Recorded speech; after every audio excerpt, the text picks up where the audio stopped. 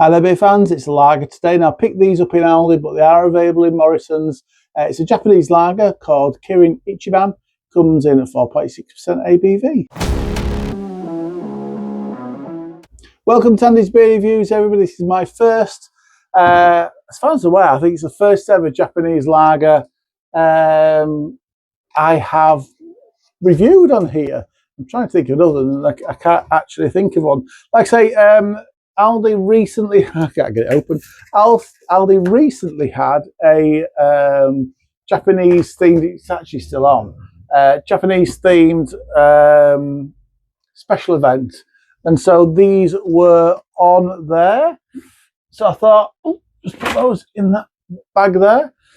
So I just thought, yeah, these might be quite nice to try. These are actually brewed, though, by DAM, the Estrella people.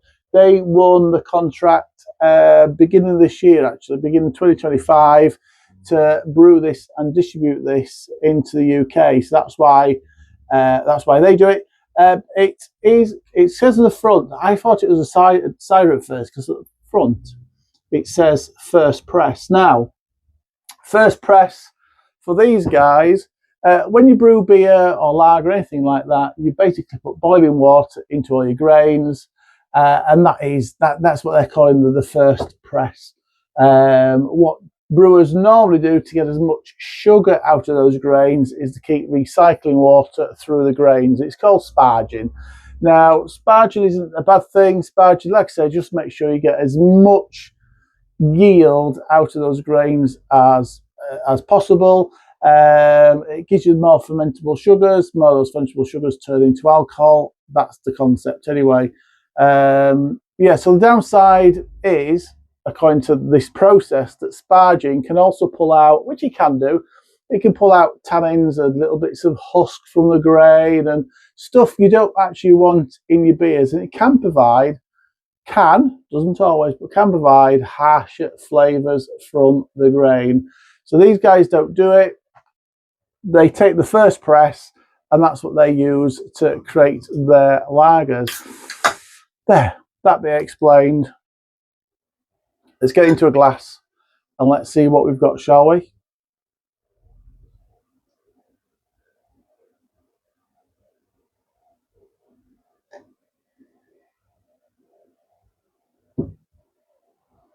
It looks like a very, very, very pale lager. Let's see what it drinks like, though. Cheers, everybody.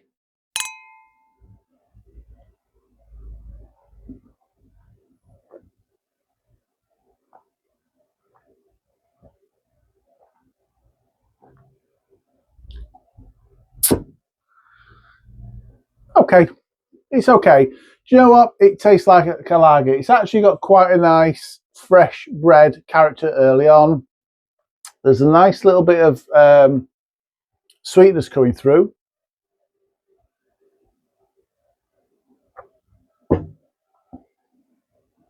It's almost like a honey sweetness. It's got that sort of sweetness to it. Yeah, it's like a honey flavour coming through. There's a little floral note in there, but mainly for this beer, it's the hops in there and it's the bitterness. So they've actually brewed this for the bittering of it, and it's actually got a really nice. If it was a bit dark, a bit maltier, with that hot bitterness, it would be absolutely up my street. But it's light on the malts. It's just that hoppiness at the back end is really quite stingy. I like that personally. I like that. I think it's going to be a bit Marmite for people who find it might find it probably a little bit harsh.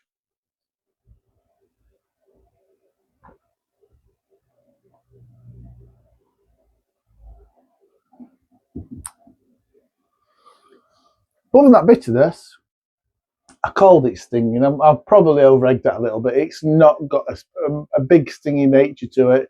I think it was just that first swig, it just took me by surprise because I didn't expect it.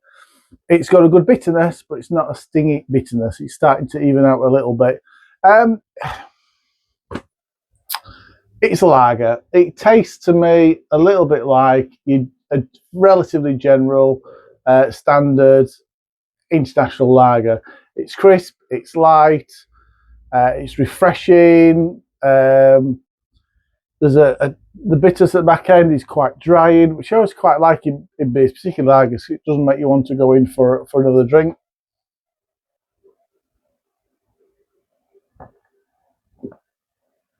On the back end, that bitterness clears, a little bit of sweetness remains.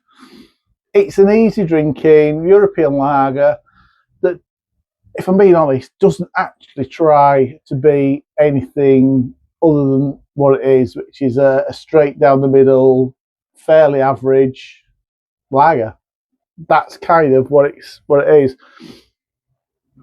The Japanese one might be different, but this European brewed one is kind of almost like, if it wasn't for bitters, it would be a very, very average lager.